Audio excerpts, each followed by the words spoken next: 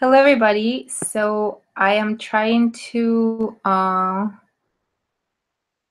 just fix something just to make sure that all of you can access this recording. So just give me 1 second. Start. We may have to wait for like around 5 to 10 minutes. So if you're watching this, feel free to maybe go and get something to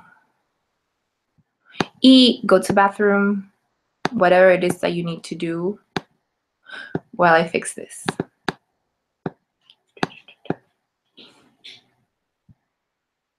So I'm gonna share my screen. But I'll be right here.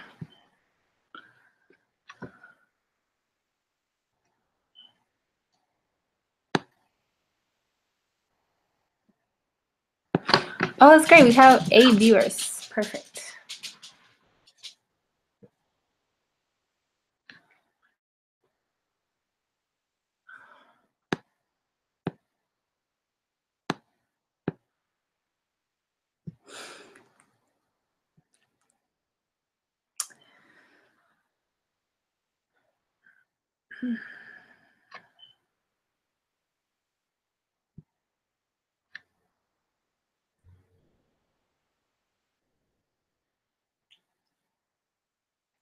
You need a screen B. Okay.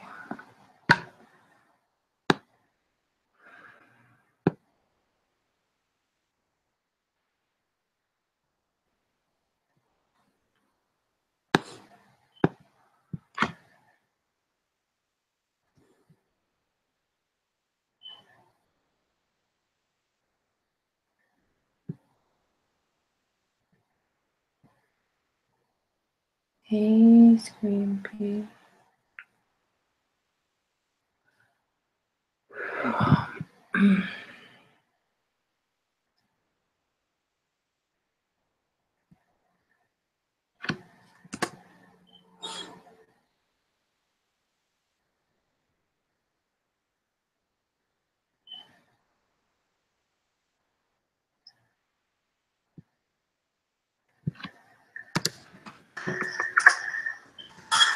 Oh, what's this?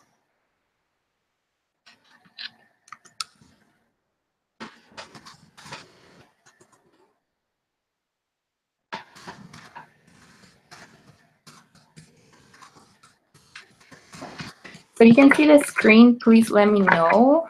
So I'm trying to send this message to folks, and for some reason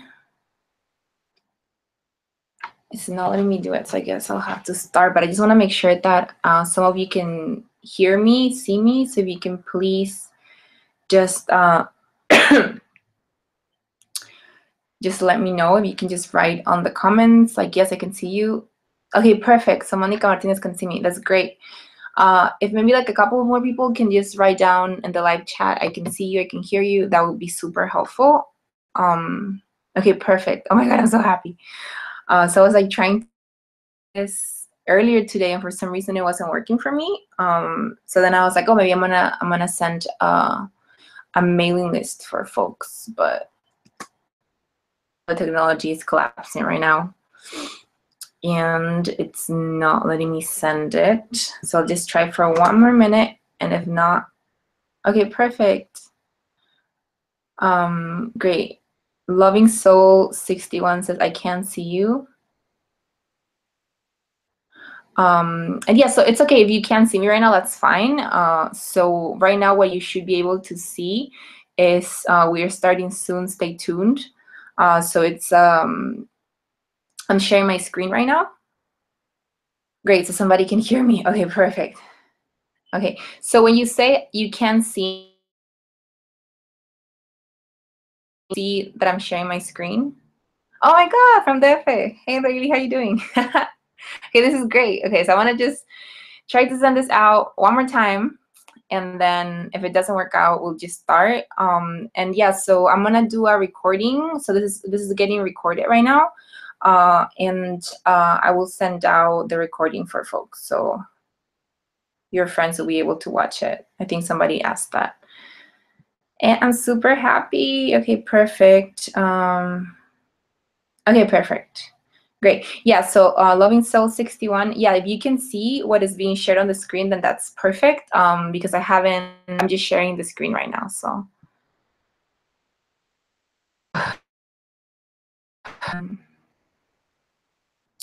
Perfect. I'll try this one more time, and if it doesn't work, I'll just have to give up and just do a talk with whoever has been able to join, and then folks will just get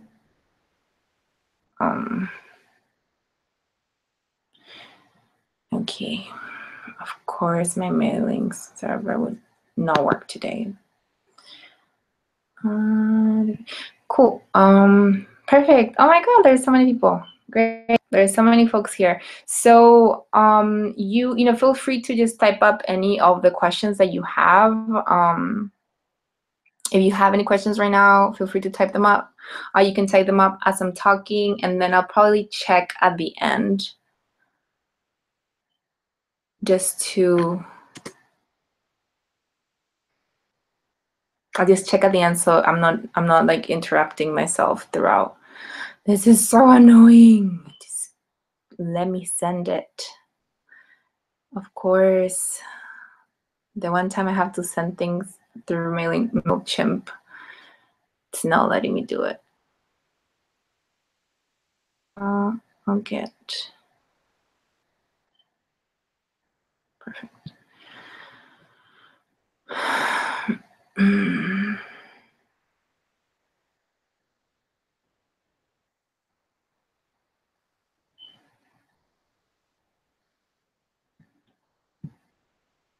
Okay. Oh God.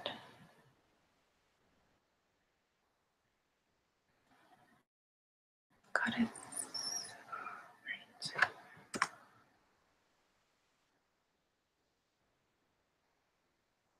Okay, oh well.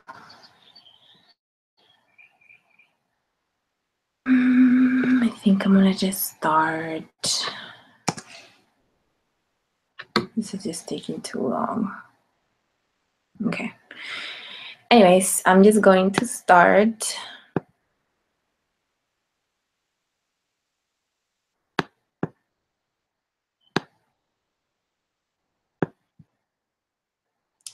Perfect. Hello, everybody. Hope you're doing good. So I wasn't planning to do this, but my little chihuahua really wanted to be part of this. So I guess I'm gonna just let her be here. I wanted to just let you know a couple of things that it's going to be happening in this webinar. So if you have any questions, feel free to type them up in the like live chat portion of the you know. I mean, I'm pretty sure you're like watching this through the YouTube. So feel free to just like. Of course, she needs me when I have to do something important.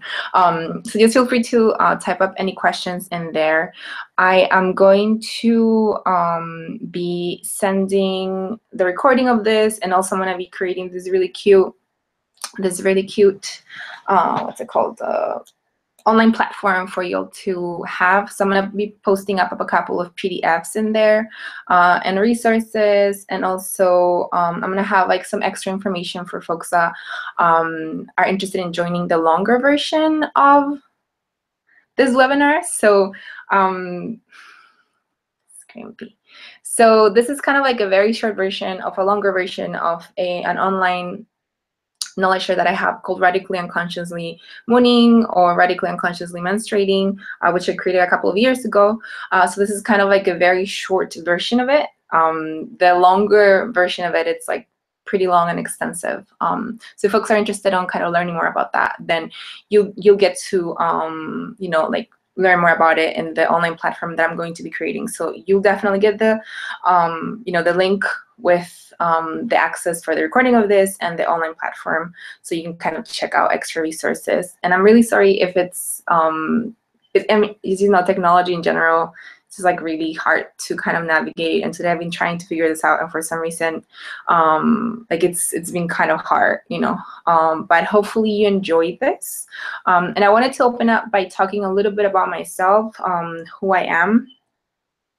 And then we're going to go into a PowerPoint that I created. I don't usually do PowerPoints, but today I was like, okay, I'm gonna try something new, and I'm going to create a PowerPoint. Maybe it's because we're in Virgo season, moon just happened, so I think that, you know, maybe that's my desire to kind of keep things organized. But my project is called La Loba Loca. I go by Loba. My PGs are Loba, so you can just call me Loba. You can refer to me as Loba. I am originally from Arequipa, Peru, which is southern coastal, what's now considered Peru. I grew up in Santiago, Chile, and now I live here in Los Angeles, California, occupy Tumblr, and I do a lot of stuff. I do hierbeteria, I do menstrual education. My focus is on like salud autogestiva, and kind of like trying to figure out how to start creating relations between each other, between plants, between animals, and so that we can maybe like need the government or need all these other systems way less than we do right now, because we, you know, like the idea is that we kind of create all the support networks between us and between, you know, all these other beautiful creatures that live around us.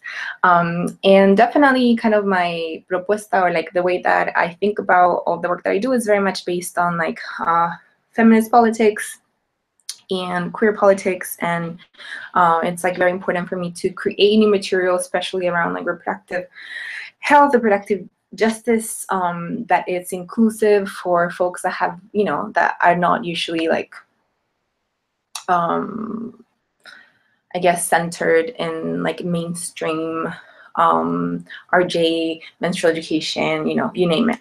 So I am also a companion or doula, full spectrum. So I support folks going through abortions, sometimes birth, but not that much really, postpartum, post-abortion, menstruation. So kind of the work that I do is very broad, and it's about plants, and it's about seeds, and it's about like making medicine, and it's about supporting people through different stages of their reproductive lives. The focus around like menstrual education for me started like around 5 years ago, and I was doing a lot of like abortion support work, trying to, you know, like get folks to know more about, you know, how to access abortion. And then I started realizing that menstruation is such a great tool to even like, you know, to start talking about body literacy, and just like taking, like occupying our own territory, which is, you know, this body that we own, that we carry. And to me, like talking about menstruation was like a big deal, right? So about 4 or 5 years ago, like, am I making this up? 3, 4, 5, I can't even remember. I created, you know, Radically Unconsciously Menstruating, which is like the extended version of this webinar, and people really loved it. And I had a bunch of like really awesome feedback from folks taking it from all over the world. So my intention today is to, you know, like present to you like a very short version of it. And I think it makes so much sense with what everything else that's happening in the world right now, and just acknowledging that, you know, we're definitely in times that feel very apocalyptic, even kind of end of the world kind of stuff. And today I was thinking about that, and I was like, oh, you know what, like what's the importance that this webinar can have right now in this world, and the stuff that's happening. And you know, and I was thinking about it, and I think it's like very, very important for us to like start figuring out the relations that we have with our bodies, with our own body processes, and also just, you know, with this, I guess, bigger body called Earth, right? So yes, so that's pretty much me. I offer a bunch of different stuff. You know, I do talks in universities and communities. I do online consultations. I offer medicine in my online store, a bunch of stuff, but I'll make sure to just start right now so that we don't go over time. I'm going to go ahead and share the screen. And again, if you have any questions, feel free to ask them in the live chat, which I'm gonna go and check right now. I know I said I was gonna check it at the end, but I'm horrible. Okay. Oh, thank you. Oh, you are so sweet. Awesome. Great. So to all the folks that took my sealingship, so I did the sealingship, which is, I'm still doing it in person and online. It's called From Seed to Cauldron, and it was like an herbal garden sealingship. And a lot of folks that took that are taking it, are taking this, this webinar right now. So I just wanted to say hi to all of y'all, and y'all are great. Okay, perfect. So I'm gonna start sharing my screen right now.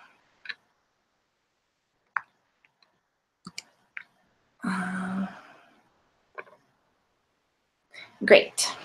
So we're going to go ahead and start. So the content, the outlined, I already talked about myself, so who I am. I'm going to talk about intentions and grounding for the next hour. Then I'm going to talk about moon blood magic. What is it? How can we work with it? Then I'm going to touch on anatomy. Then I will touch about decentering heteropatriarchy in menstrual education, which I think is like super, super, super important. Then we'll move on to rags and blood, which is just a very brief introduction about like different ways that we can catch our blood, and also, you know, different ways that we can use blood as a resource.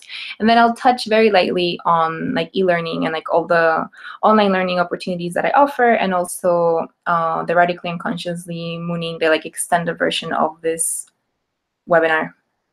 And then at the end, I'll talk a little bit about supporting my work, if you're interested in doing that. So I'm going to go ahead and start with intentions and grounding. So I think it's very important, especially when we're talking about like body related stuff and like RJ related stuff, and just, you know, just some topics as important as it is menstruation, to give it a political framework. So pretty much everything that I do has a political framework, and I do think that it's very important to connect both spirituality and politics. I think it's extremely important, especially in the world that we're living in right now, a world in which, you know, sometimes it's like very easy for folks to kind of like run out into just like this spiritual realm and completely forget about the ways in which like cisheteropatriarchy and like white supremacy and colonization like impact people, right? So I think it's important to connect both those things, and, you know, work from there. So some of the intentions / grounding concepts that I wanted to introduce with you today is, one, the bloody time. So this free webinar is part of a series that started September 1st. I didn't really do that much advertisement for it because I've been just super busy working on my sealingship, but the bloody times is this. So this month, September and October, I'm calling it the bloody times. You know, this times that there's like specific like building up to Halloween, right, or Dia de las Brujas, or Day of the Death for some. And I thought it was very important to like be very conscious about, you know, like building up to a day that's usually associated with like witches and all of these things. Because, you know, like a lot of my work lately has been around like brujeria feminista, and just talking about, you know, brujas feministas, and like the ways in which, you know, witches or brujas specifically in the area that I'm from, and probably, you know, that can apply to other places in like so-called America, or South America, Central America, North America. You know, like a lot of these people that were considered witches and that were killed, you know, we're Indigenous women, we're Black women, we're Afro-Indigenous women and femmes, and people that lived outside of like the gender binary imposed by the colonizers that came, you know, that came all the way from Europe. So I wanted to honor that. And I wanted to, you know, just also make the connection between blood, menstrual blood, and also all the blood that has been spilled by, you know, is this horrible history that we carry, right? So yeah, so that's kind of the idea of the bloody times, and that's also like one of the intentions with this webinar, is for us to maybe start, as we kind of, you know, as we're going closer to Halloween and like, you know, Day of the Witches, and like, you know, all of this other you know, holidays that people associate with like witches and magic, and superstition and woo. I think it's important for us to also remember like all the pain and all the blood and all the femicides that, you know, have taken place in this world, and, you know, all the trauma that also women and femme and people living outside of the binary have been going through for like generations and generations and generations. So the Bloody Times is, again, just this 2 months is kind of like, I guess, is in my head celebrating or like preparing for the Day of the Death and preparing for Halloween. And I'm doing a couple of other events. I'm doing one in the Bay that I'm going to be doing like a couple of other events, and then on October 31st I have a big surprise too. So yeah, so that's pretty much the Bloody Times. When I talk about the Bloody Times, that's what I'm talking about. So Cuerpo, Tierra, Libertad is another concept that is inspired by Latin American lesbianistas, Latin American feministas, and it translates to body, earth, and freedom. And this is a very important concept to me and the work that I do, because, you know, sometimes has worked is that we have been completely separated and ripped off from land, specifically people that have like indigenous roots to the land, or specifically people that have been forcibly like removed from their land and, you know, like brought to the continent and like either through slavery or either through war, you know, like the ways in which, you know, colonization and like white supremacy kind of unearthed, taken us from Earth, or separated us from Earth, or attempted to create a division from us and Earth. I think it's, you know, it's something that we should talk about and we should pay attention to. So the idea between the idea with the concept behind the concept of Cuerpo, Tierra, Libertad is like understanding the importance of like seeing us as part of Earth, and seeing in a way how like our freedom is directly related to like Earth freedom, you know, and the ways in which like we and Earth and our bodies and Earth are, you know, the same. We're made up of the same stuff, right? So I think it's very important, especially in these times in which we're seeing like so much environmental destruction, and we're seeing like the, you know, what happens when we don't take care of Earth, when we're not accountable to Earth. And, you know, especially with this webinar, I'll talk a little bit about, you know, just different ways to bleed in ways that, you know, we're not like using up a lot of resources, we're not creating too much trash. And I think menstruation has been, at least for me, like a very important part when it comes to like understanding this concept of Cuerpo, Tierra, Libertad, like the fact that, you know, we are cyclical, that we do move with the moon, that, you know, we're made up from the same stuff that stars are made of, we're made up from the same stuff that dirt is made of. So yeah, so that's the concept of Cuerpo, Tierra, Libertad. Salud Autogestiva is again a concept by feministas in Latin America, Nadia Ayala, and the way that I would translate this is, it's very hard to translate, but it's kind of the idea behind it is when you are like kind of doing like actively involved in your own health. So a lot of folks that do salud autogestiva do a lot of like menstruation work or do a lot of parteria, midwifery work. So it's kind of this idea of like, you know, starting to depend less in governments and institutions that don't necessarily have like our best interest in mind. Learn and reclaim and relearn all of that knowledge that has been lost. And then the next one, body as territory and personal relations. So I think that, you know, something I really like about like herbal medicine and just pretty much, you know, like kind of learning about all these different ways of radically taking care of ourselves is that, you know, you start kind of owning yourself. You start kind of like occupying your own body. And I'm not saying that that's the goal, because for some people, like occupying their own body can be super traumatizing, et cetera, et cetera, et cetera. But just the idea behind kind of like, you know, reclaiming a space that is usually just seen as either like a sexualized object, patriarchal gaze, or is just seen as like a machine for the capitalist system, right? Like the idea of like body as territory, like to me is very important because it also has like a very like a decolonial kind of lens to it. You know, the idea that I can't own land, like I don't own land because the earth owns, like doesn't own me, but like I'm part of Earth, so I can't really own her, right? But the only thing I can own is my body. You know, the only thing I can kind of occupy is my body and my actions. So that's kind of the idea behind body as territory, and something that definitely means like menstruation work and working with like my own menstrual cycle has helped me a lot to understand.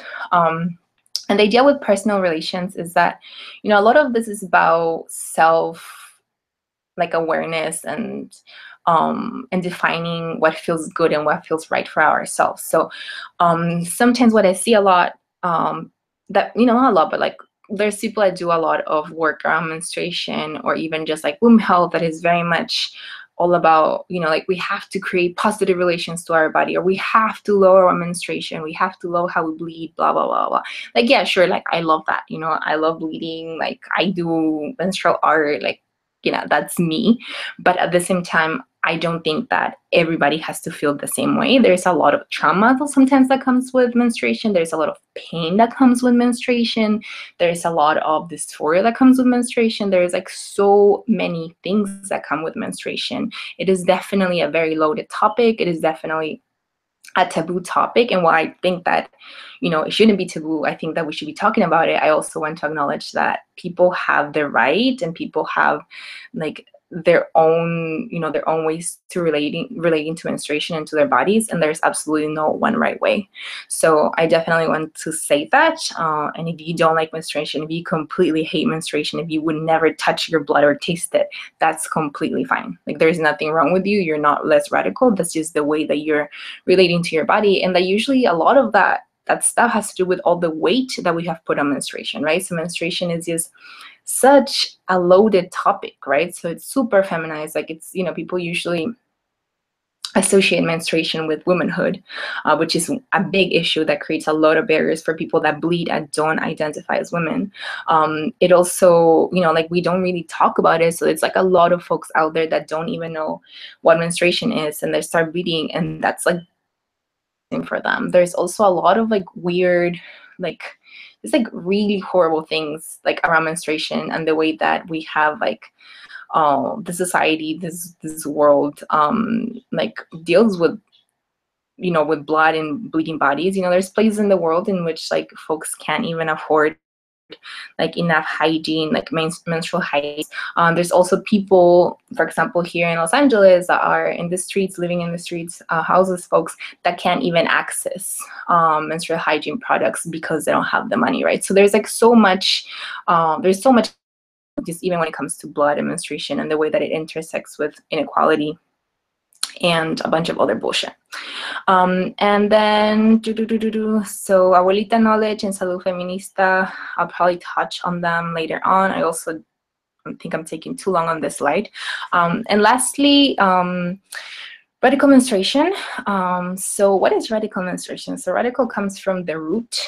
And the idea with the name, like the reason why I like to use radical menstruation and radically unconsciously mooning is because I came up with, you know, with the extended webinar like around 3 years ago when I was in my hometown. And I was just, you know, it's a beautiful place. Arequipa is a beautiful place. There's tons of beautiful mountains and volcanoes around. It's such a breathtaking place. And I'm not saying this so folks go and Columbus, Arequipa, because that's already happened too much. There's way too many tourists there. I'm not saying this so you go and, you know, especially if you're white and have no connection to Avia Yala or to Latin America, definitely I'm not saying this so you go, because I actually don't think it's a good idea for you to go.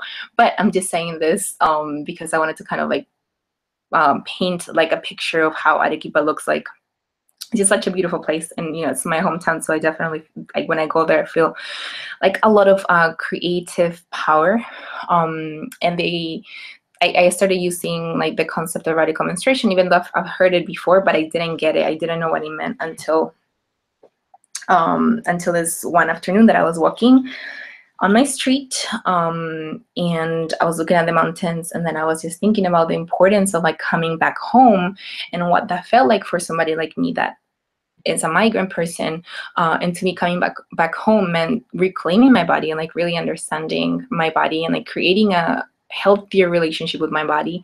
And the way that I was able to do that was through menstrual work, was through kind of, you know, seeing my blood and touching it. Like the first time that I saw my blood, entire life completely shifted.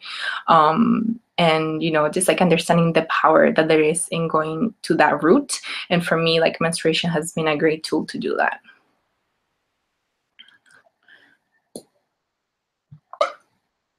So another concept that I wanted to share with you is moon blood magic. And this concept that I'm still working on it. And I guess we can break it down and we can talk about like what is magic, and is magic supernatural? So I think that's a good question for y'all to ask, like what is magic for you? Like what do you like when I say magic, what comes to you? Like for me, the first thing that comes up when I think about magic is my 2 chihuahuas, like just looking at them and just feeling like my entire like heart is about to explode. That's magic for me.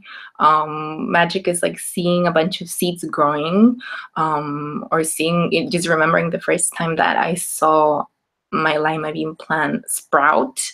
That's magic for me. So it's definitely like, would I consider it supernatural? I don't know, because it's very natural and it's very much like in the world to me. That's kind of like how I would define magic. And the idea of moon blood magic to me is just, it kind of goes back to blood and the potential that blood has. So there's this really amazing research that was done by Chilean scientists, and I will make sure to share the article, in which they found a bunch of stem cells in menstrual blood. And stem cells are pretty much cells that have the potential to become any other kinds of cells. So when I think about menstrual blood, I think about the potential that there is to create, the potential that there is to transform. So when I'm talking about moon blood magic, I'm kind of talking about just the way in which, blood, this fluid, can help us understand like the potential of transformation that we all hold in ourselves, right? Not only people that bleed, just literally everybody. And yeah, and what does it mean to occupy yourself? I already talked a little bit about that in the last slide. But yeah, so that's the moon blood magic. Like, I've been using that hashtag quite a bit, and I talked about this concept in my in like the extended version of the webinar for the first time. And I really like to talk about magic. I think we should talk more about magic. And the reason why is because, I think that probably we're in the stage of the world is in its current state because we've forgotten what magic looks like, what magic can be, and like, to me, magic, there's so much potential, there's so much like visioning, there is so much like power in just like understanding how we have the potential to create and transform, right? So that's kind of my definition of moon blood magic. And to me, like, a lot of magic, to me, it's like highly associated with blood, and just with the special menstrual blood, such a rich and such a complex and such a beautiful fluid that has literally the capacity to like create life, regenerate tissues. Like, it's such an important substance that, unfortunately, we have been taught to just trash it out, or throw it down the drain, and not really look at and like spend time with it, and like like taste it, see it, smell it, do all those, like investigate or research it. Like, we haven't really been taught to do all those things. We haven't really been taught to create a relation with it. So I wanted to also talk about anatomy. So when we're talking about menstruation, I think that usually, when I've seen mainstream menstrual education, booklets, and just in general, like the mainstream menstrual education that you get out there, a lot of the information focuses on anatomy. And I kind of have, I don't have like a big issue with it, but I do think that, we're more than just our bodies, and especially when it comes to our cycle, there's so much more that like has a big impact in how we bleed, why we don't bleed.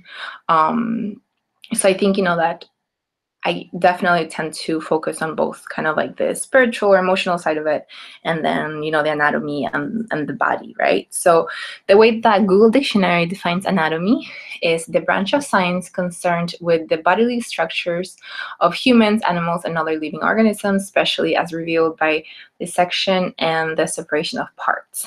So to me, they like even the words like separation, that to me is like a very, very scary word, because sometimes the way that anatomy thinks about the body is like, even when we talk about the systems, the nervous system or the digestive system is very much based on separating all this different body parts, different systems. Within reality, they're all connected, right? They're all interconnected. So I also want to acknowledge that the anatomy that I'm going to be, briefly talking about with you today is based on Western anatomy. And there's a bunch of other systems that people have like learned and developed and created to talk about the body.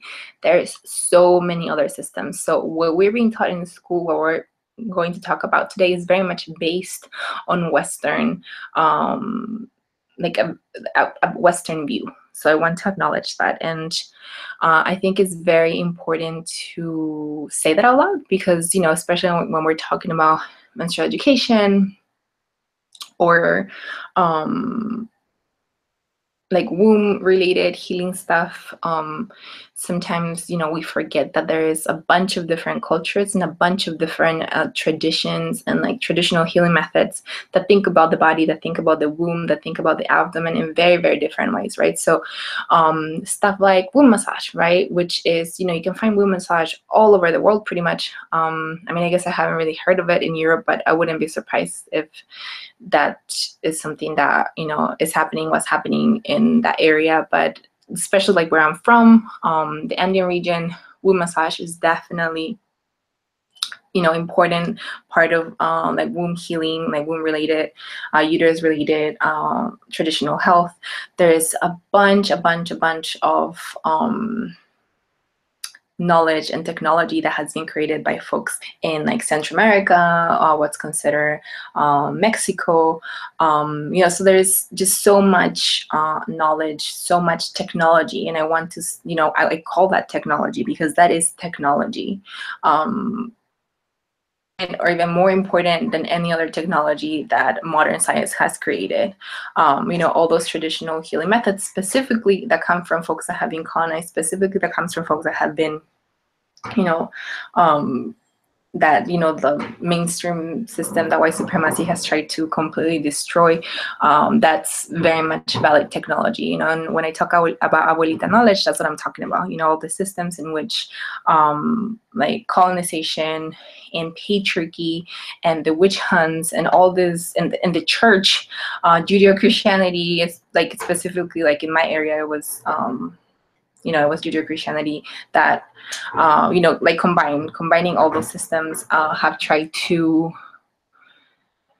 destroy, this technology and all these healing methods. But of course, they can't do that because they will never be able to destroy our traditional healing methods, because brujas feministas are pretty much the thing that keeps the world alive and going.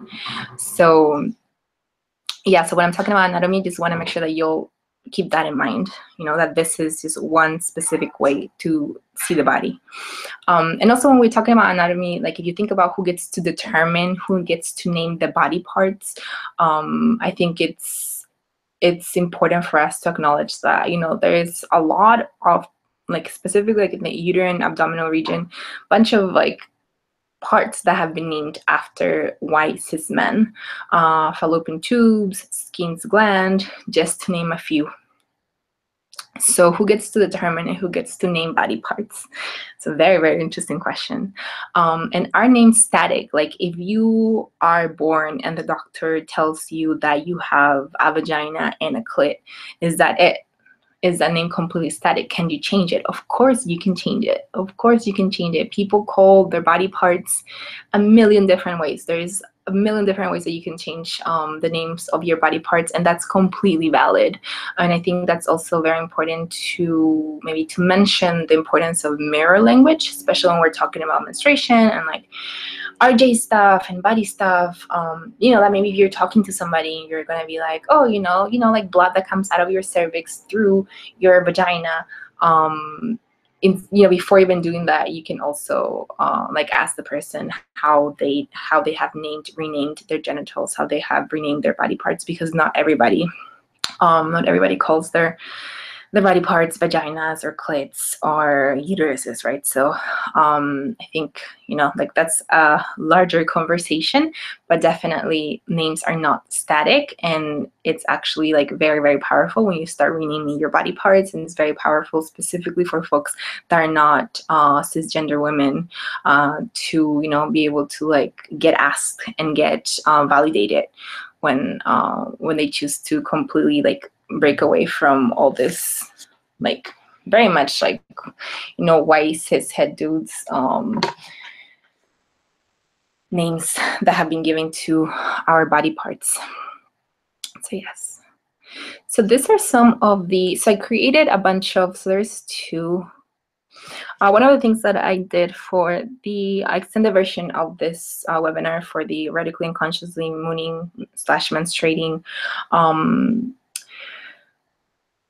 like online knowledge share was to create a bunch of images, because a bunch of the images that I was finding were, one, like the names that were being used were just like, gosh, I don't want to use fallopian's tube. Like, that's so unnecessary. Why can't we just call it a uterine tube? Why does it have to have this like white dude's name? Why do we have to call the G-spot the G-spot? Like, that's named after a German white dude. Like, you know what I mean? So I was just really upset. So I started drawing my own drawing using a bunch of words that have been created by the 70s self-help movement, and also other words that I kind of saw popping up that seemed way more descriptive and way better than the words that the mainstream like anatomy books were using. And even if you look into an anatomy book, like you literally see probably, I mean, I guess it depends on which one, but a lot of the books that I was looking at, a lot of the information I was looking at, literally only would name 5 to 6 parts of the abdominal uterine region. Like what you're seeing right now, like it's very like, I mean, it's not super detailed, but it's way more detailed than most books that are out there, which really scared me, because it's like, wow, so if you're gonna be talking about uterine health, like you should probably make sure to, like name all these other body parts, or at least provide the names for folks to kind of, decide like what they want to use, or, it just seemed like they didn't put like enough effort into it. It's just like there wasn't much effort provided. And what I also saw, like sometimes, for example, the description of the vagina was literally like in one book, I kid you not, it was where the penis goes in to leave the sperm and get the person pregnant. Of course, I'm paraphrasing, but just the way in which like heterosexuality and just these ideas, right, that this is heteropatriarchy has put on us, like have such a big impact on how these books are written, like really scared me. And it was just such a turn off, and I was just disgusted by it, because there's way more things that you can do with your vaginal opening. You can choose to not have absolutely nothing go in there. You can have a bunch of fingers, you can have a bunch of plastic dicks. Like there's so much more that you can do with your vagina, or you can just have like stone eggs, rose quartz eggs. Like you just can do so much more with your vagina than just have an inseminating penis go in there. But but that's kind of just my spiel on anatomy. So I created this one and this other graphics, and yeah, people were really excited. I definitely want to make more. I thought I was trying to make this one a little bit bigger, because a lot of the images out there are, again, super, super skinny. And I think it's important for us to, be creating images that have like lots of hair, that have like different labia sizes. This one is based on my own vulva. I made sure to base it on my own vulva, because I was like, I really want to have something out there that I can identify with. So, so yeah, so creating, new material, especially when it comes to anatomy, I think is very important. And just understanding that menstruation is way beyond anatomy, I think is also very important. And also understanding that there is other ways in which people think of anatomy. I think that's also very, very important. Just because, there is folks that maybe, if you're having lots of cramps, people will probably tell you to do a steam bath, for example. And that's just another way to work with anatomy and work with your body that is completely outside, like Western medicine, that I think it's also very important to honor and to remember.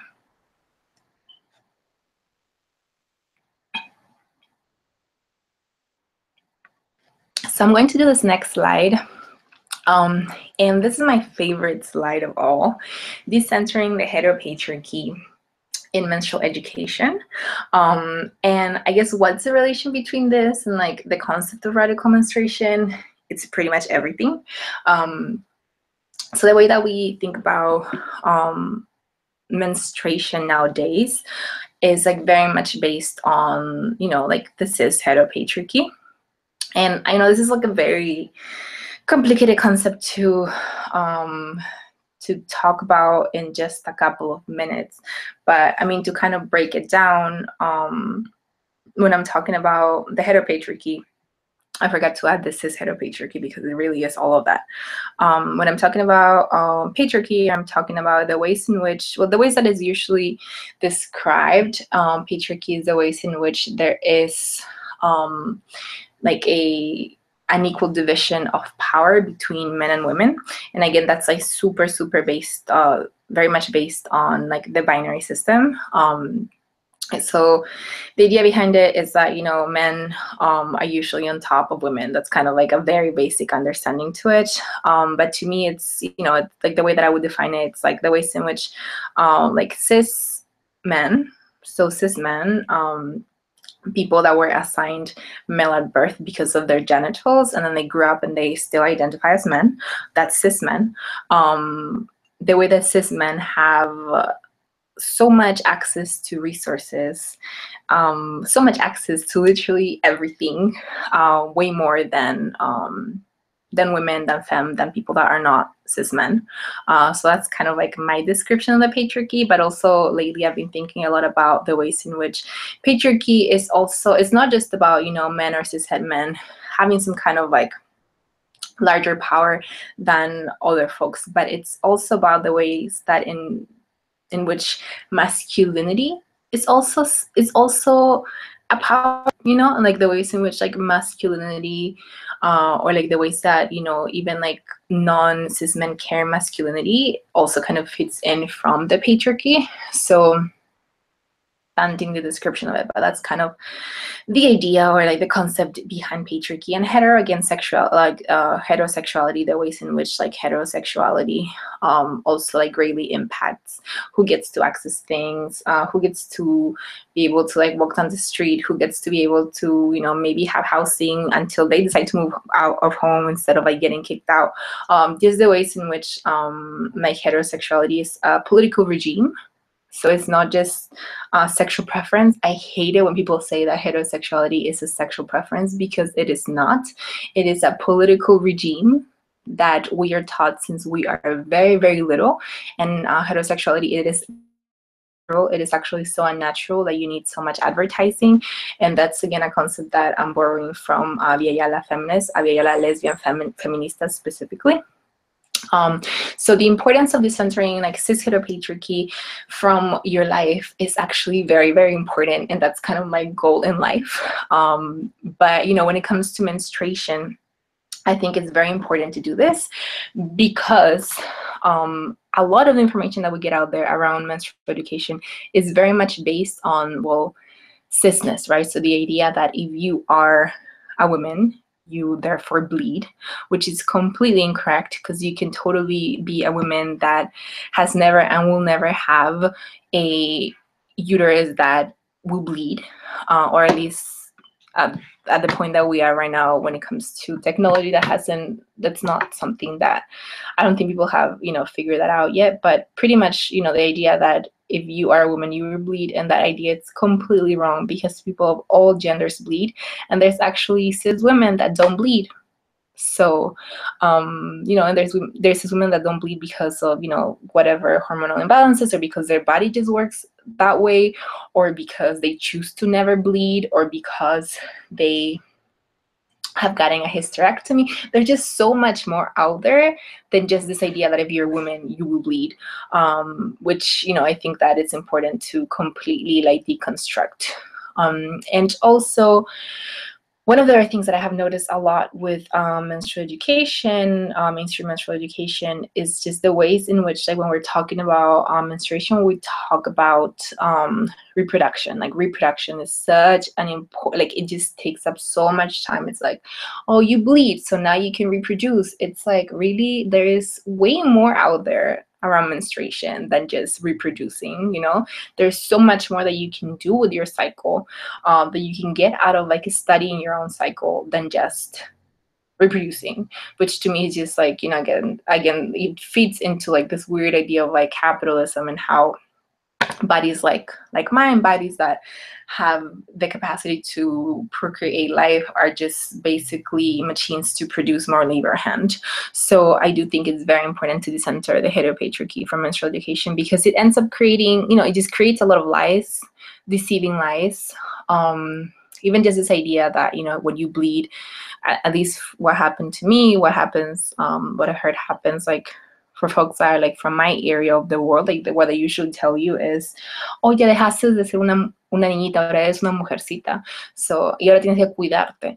So that translates to, you stop being a little girl, now you're a grown-ass woman, or you're a woman now, and now you have to take care of yourself. That's literally what I was told. And it didn't like phase me until a couple of years ago, when I started creating like the extended version of Radically Unconsciously Mooning, that I was like, wow, that is so fucked up. Like, what makes you think that because you start bleeding, like that person automatically becomes a woman? Like, and just the concept of that, what happens usually is like, oh, well, now now you can do more work, now you can do more labor for the household, now you can now we can trust you and do other things because you're a woman, which is just like this idea of kind of putting even more women feminized fem labor into folks that just started bleeding, because bleeding is such a marker of femininity, and like womanizing somebody. It's just like so ridiculous.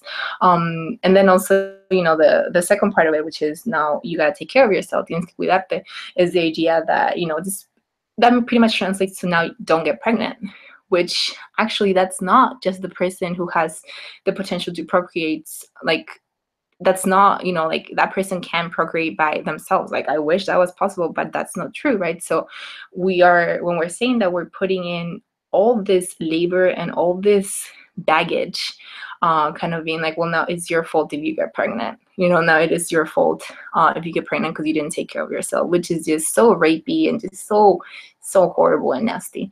So that's, why I think for me it's very important to decenter the heteropatriarchy and the cisheteropatriarchy from menstruation and menstrual education, because it makes no sense, and it actually does more, like, it's just not positive. It's just definitely, it's not positive, and it's like all built on lies.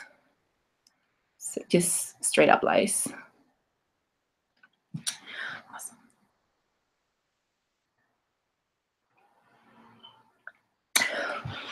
And also, I guess, to continue talking a little bit about cis-hetero patriarchy and bleeding, something, that I see a lot is just kind of this disgust towards blood. Like, if you're bleeding, it's disgusting, so you have to hide the tampons, you have to hide the pads, you have to like make sure that nobody knows that you're bleeding. And if somebody knows that you're bleeding, then they will make fun of you. They'll tell you you're crazy. They'll tell you you're in a bad mood. They'll just tell you all these like horrible things, because there's this association with bleeding and being psychotic, and that has like a very deep history, and also like the witch hunts. It has a deep history on like even the word hysteria, and it's just is mind-blowing that we're still working from those like such old fucked up concepts, you know. So they're actually not really that old, that, you know, like the society has created around menstruation and around uteruses and around you know, AFAB bodies and around bodies that are outside of the gender binary. So yeah, so rags and blood. So that's the next subject. I love blood. I love working with blood. I love using my menstrual blood. And I think to me, you know, it's kind of like probably very like 70s feminist movement kind of thing. But I think that blood is great. And I think that blood is definitely like a political entity in itself. Even just, you know, when you think about blood, we are like, our society is so disgusted by blood, menstrual blood and birth blood, which is blood that is just, it comes out naturally. You know what I mean? Like, it's blood that comes out naturally. But yet again, we're not disgusted or scared about blood that comes from war, blood that comes from police brutality, blood that comes from people being like overworked and dying mining, you know, just minerals in Africa. Like, there's just so much, there's so much blood and there's so much violence in this world. But we are so, it is so normalized. It's so normal for us to turn on the television and watch cops kill a bunch of people. It's so normal to, you know, see protesters, or not protesters, but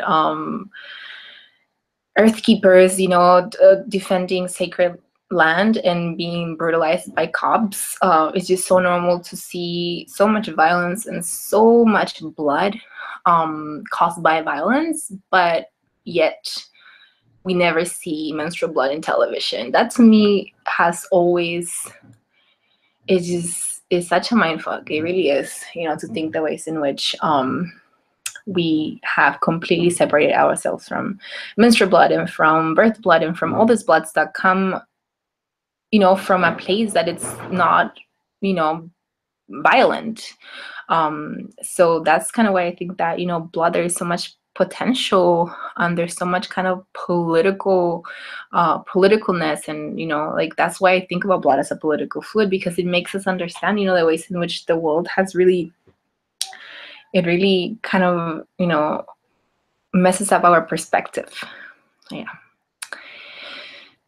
And so when we're talking about rags or eco-friendly alternatives to absorb and catch blood, there is a bunch of different stuff out there that you can use besides what is usually advertised out there, which is the tampon and the pads, which are, you know, well, one, they're very new inventions. Like, as you know, a pad, a plastic tampon, that's a very, very new invention. Like, my mom didn't grow up with a plastic pad or tampons, like, and she's only 50 years old. So those are very, very new inventions, but the amount of trash they have created since they were invented, I think that was around the 70s that the first tampons were created.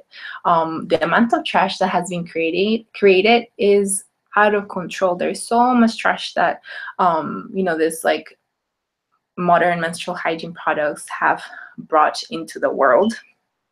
And they're also not they're not very healthy for ourselves, right? So they're not healthy for the environment, and they're not healthy for ourselves. So lots of times when things are not healthy for you, for your body, it's because that's not healthy for the environment. And that's kind of also the idea between Cuerpo Tierra Libertad, right? To understand the connection that we have with the earth. So different things that you can use instead of using the regular stuff. You can use a sponge. You can use moon pads. You can use cups. You can just free bleed. There's so much more stuff out there, and you know, there's enough to work with, you know. So, and it also, I say this also understanding that you do have to have a certain level of privilege, for example, to be able to use a moon pad or to be able to use a cup. If you're somebody living in the streets, can you access water easily and a place that you feel safe enough to wash your pads and let them dry? Probably not. Can you store your sponge in a place that is, like pretty clean, and you have access to water to wash it, and you maybe have some essential oils or some vinegar and baking soda to be able to wash it? Probably not, right? So I think that there's definitely so many other, so many conversations that we need to have around making equal alternatives available for folks that don't have housing, or maybe can't even, like, are not even in a safe enough space to use pads, to wash them and to let them dry. I mean, there's, and even when it comes to just like this fake ideas of virginity, there's a lot of folks that maybe are not even allowed by their parents or their partners or whoever to put in a sponge or to put in a cup, because of all this like horrible, just completely archaic ideas of around virginity, right? But those are some alternatives. I just wanted to kind of mention that out there, and I'm going to post. I wrote a little article a long time ago about, the different the different equal alternatives for menstruation. So I'm going to go ahead and post that on the online platform, so you can, take a look and watch the different drawings, etc., etc., etc. Moon pads, you can do that at home. So what you see in the top right corner, that's a moon pad pattern. So you can definitely, you can do your own moon pads. And if you're interested in the extended version of this free webinar, like, I talk about how to make moon pads, but it's something very easy. You can easily do that. You can easily find that in the internet. But I share about like how I make it. I used to make a bunch of menstrual pads, but I also carry cups, and I also carry moon pads in my online store at lalovaloca.bigcartel.com. So if you're interested, just let me know and I can send you the link. And when it comes to blood, so the reason why I like to use equal alternatives for menstruation is because you can do so much more with blood. You can actually work with the blood. So when it comes to blood management, this idea that you just throw blood down the drain, I guess you can do that, but I personally don't like to do that, because I see blood as a resource. I see blood as medicine. I see blood as food. I see blood as just this fluid that is filled with minerals, just super, super rich, right? So I don't do that. Things that I do with my blood, I plant my blood, so I feed my plants with it. Blood is filled with nitrogen. It's very high in nitrogen, which is very important. It's very important for plant growth. So instead of like going out there and buying nitrogen, I just put my menstrual blood in my plants. There's plants that definitely like more nitrogen than others, and there's a specific way that you want to feed your garden so your plants don't die, of course.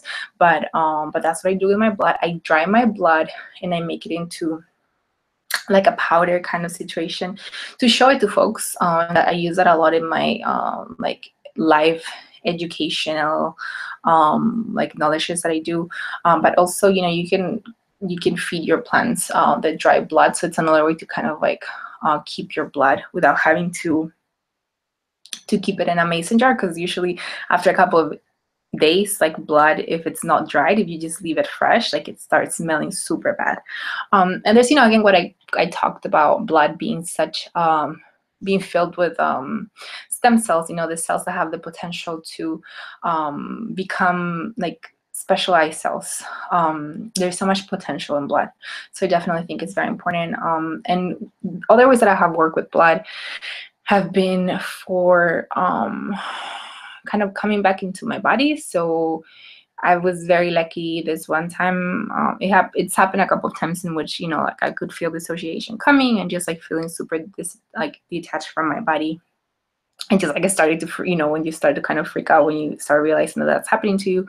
And blood definitely helped me kind of bring me back into my body. So there's definitely many ways that you can choose to work with your body and work with your blood.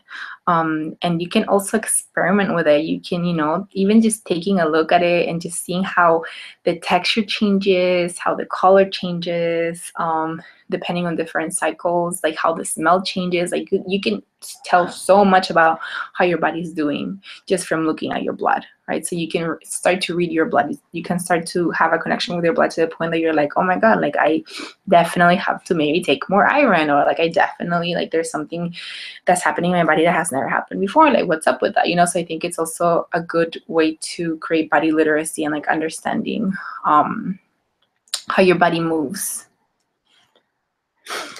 And we're coming to the end, so please go ahead and start sending a couple of questions. So hopefully I have some time to answer. We're definitely going over the hour a little bit. But yeah, so I wanted to talk to you about different e-learning opportunities. So I just finished up the Sealing Ship. I'm gonna have another Sealing Ship, which is like an herbal garden program that I do live here in Los Angeles, but also I do online for folks that want to take anywhere in the world.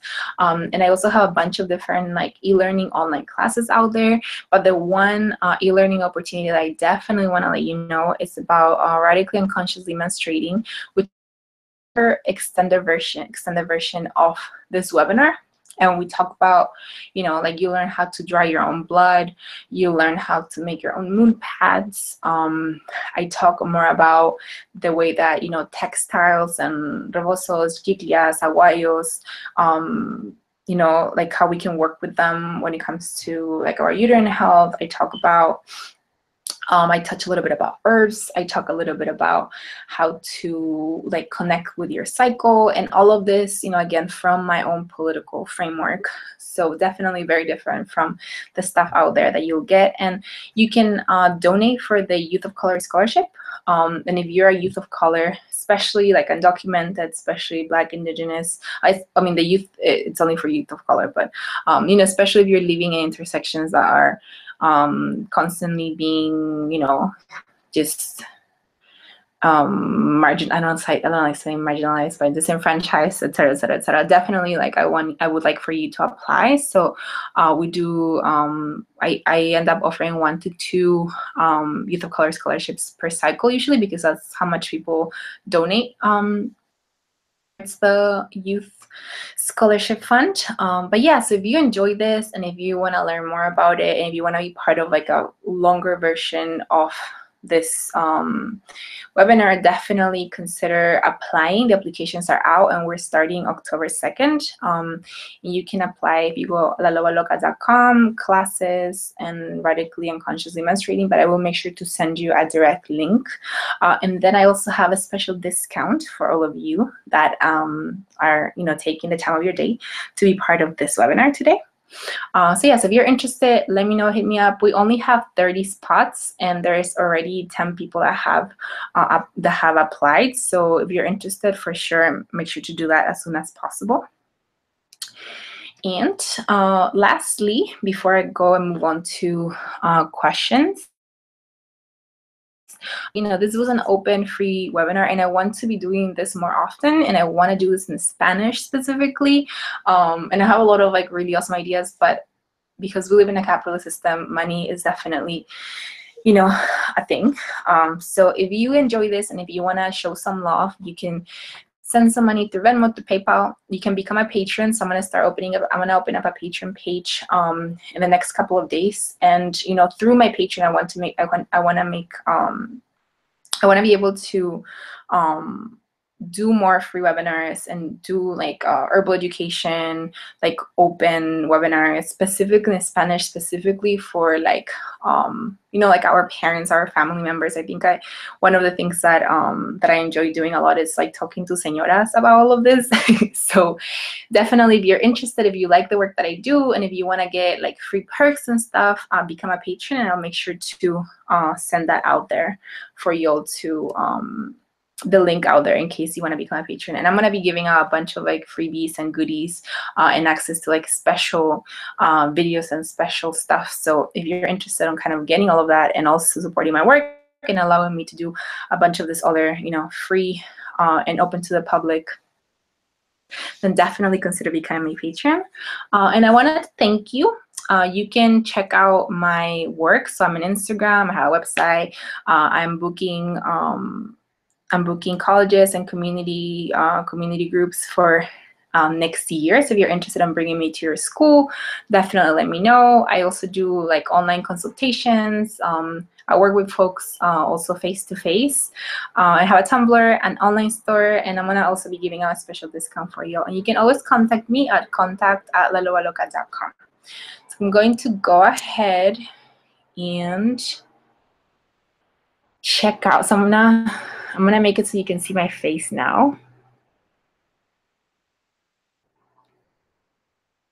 And I'm gonna go check out what questions you'll have.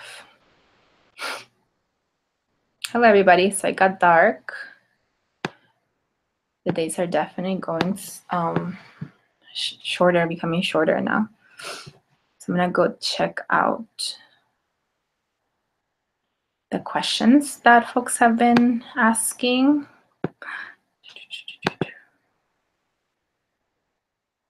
So if you have any questions, make sure to type them up right now. So I'm gonna give you a couple of seconds, but I'm gonna go ahead and start, and I'm gonna answer. Let's see if there is. Oh my God, there's so many questions. Okay. Great. So people weren't able to see the slides. I'm so sorry.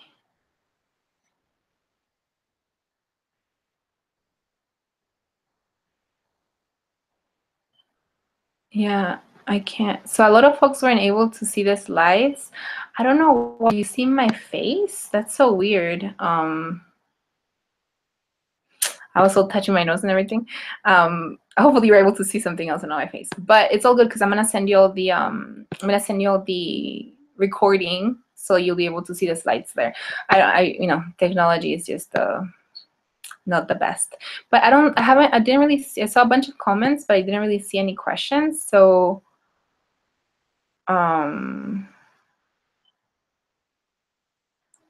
so I'm gonna give you like 1 more minute to type up any questions because I don't really see any questions right now, just a bunch of comments. So thank you so much for all your beautiful comments.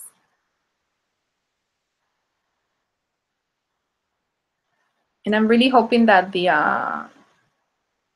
slideshow, oh my God, if it didn't, well, I'll send it so you'll get the PowerPoint, but I'm just really sad because I worked on it really, really hard. So I'm just like sad if you didn't get to see it. But yeah. Awesome. Well, it seems like there's no questions. So one more, I'll give you all just 1 more minute to type up anything.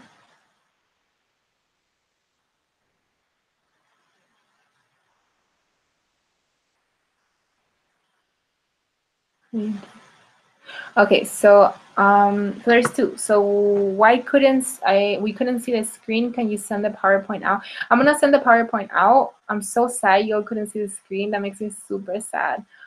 So I'm gonna have to figure that out for the next webinars. But yes, how do you introduce these topics to other people?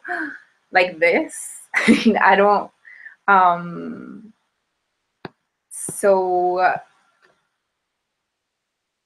I think that to me and talk about this. So a lot of times I end up having a bunch of different messages about blood and abortion and like all of this subjects. So I guess, are you talking specifically about like introducing these topics to like maybe your friends, your family, like what? Because to me, definitely, you know, sometimes people are very much into kind of like trying to work through it and, you know, and then kind of be like, boom, but I'm usually more of like a boom kind of person. So I just usually just say it. And I'm usually like, yeah, you know, I'm just like very open about like what I do with my blood and how I manage my blood. So I think that I usually just start talking about it, and the people that I hang out with are all into it. So yeah, I don't know if that helped at all.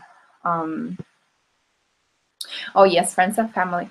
So I mean, it's hard. I think that I always, one of the things that I noticed, so one time I was super excited and I wanted to show all my my cousins how to make their own menstrual pads, and I wanted to show them how to do all these cool things. And one of my aunts had like just taught me, or like had just like told me how she did like how her mom did like her own closing of the hip ceremony, and like this massage situation that she was talking to me about. And I wanted to show all my cousins about all these cool things, you know, because I was like, this is something that I wish my older cousin had told me when I was 9, when I was 5, but you know, they didn't. So I was kind of like in that tip of like, oh, you know, how do I make this accessible to them? And they didn't want to listen, you know. So sometimes it sucks, but sometimes the hardest people to reach out to or to share this information with is your family and your friends, you know, especially your friends that are maybe not into this kind of, you know, reclaiming your body kind of type of deal. So I think that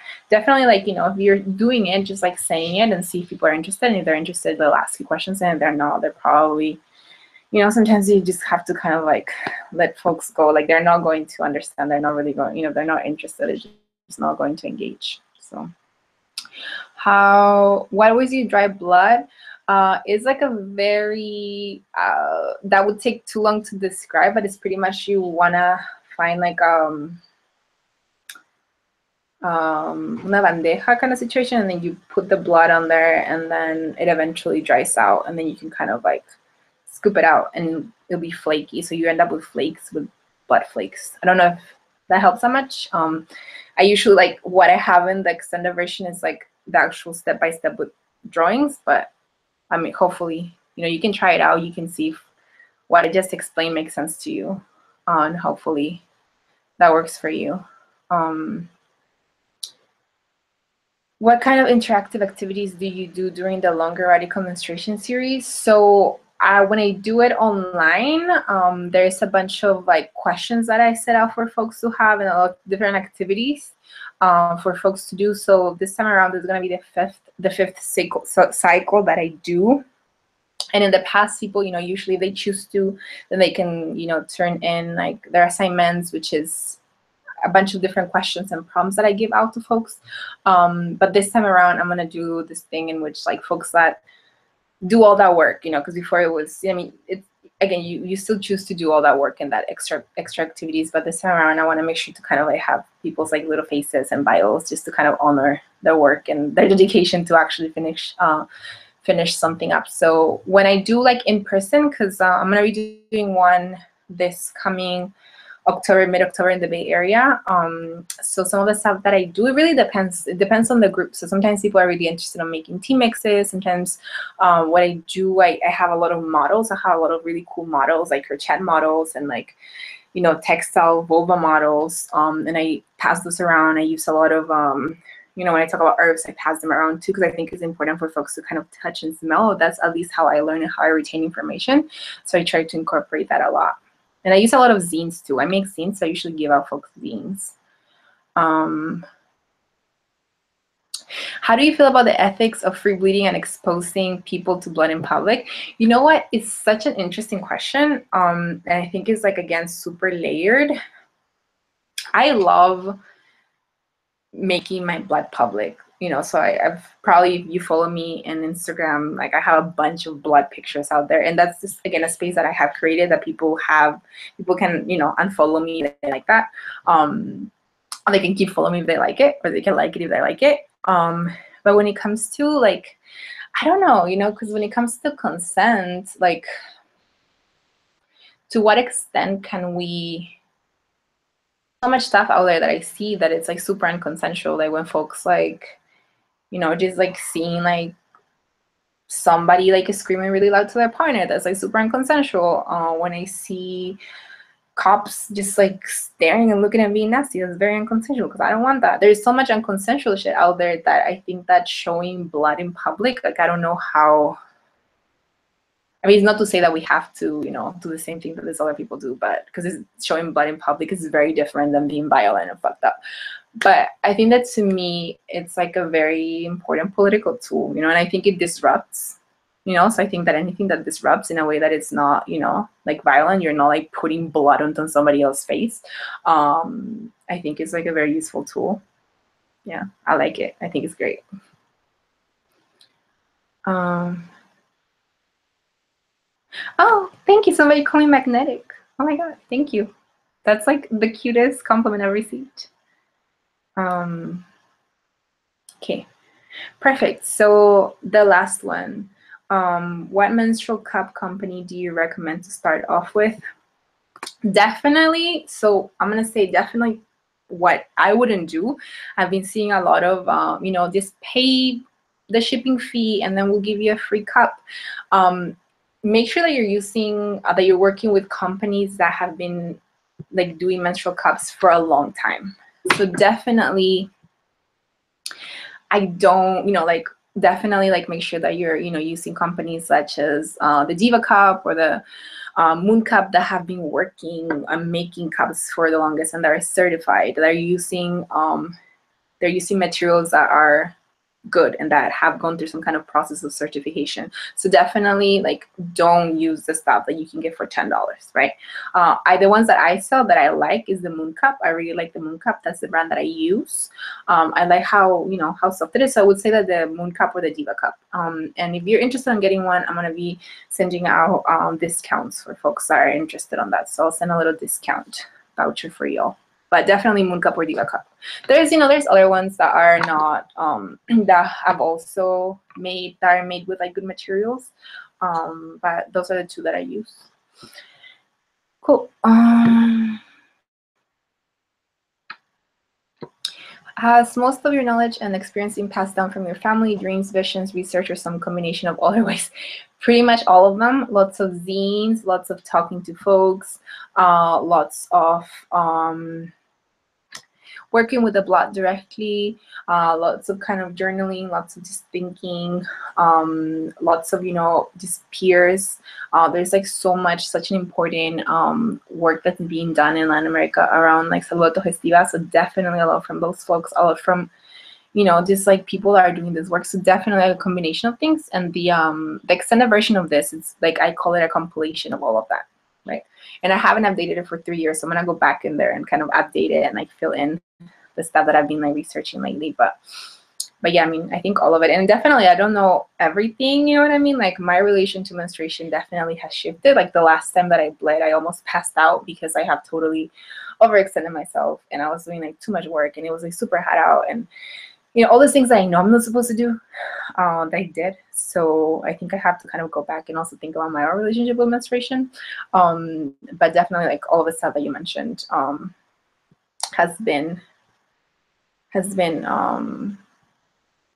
what has kind of like helped make this happen. Well, thank you everybody so much for watching this. I'm super grateful for you to have taken this time. I'm hoping that once I upload this video, you actually be able to see the slides because it makes me super sad that you weren't able to see the slideshow. So yeah, I'm sorry about that, but I hope that your night, day, afternoon goes great, and I hope to see you soon.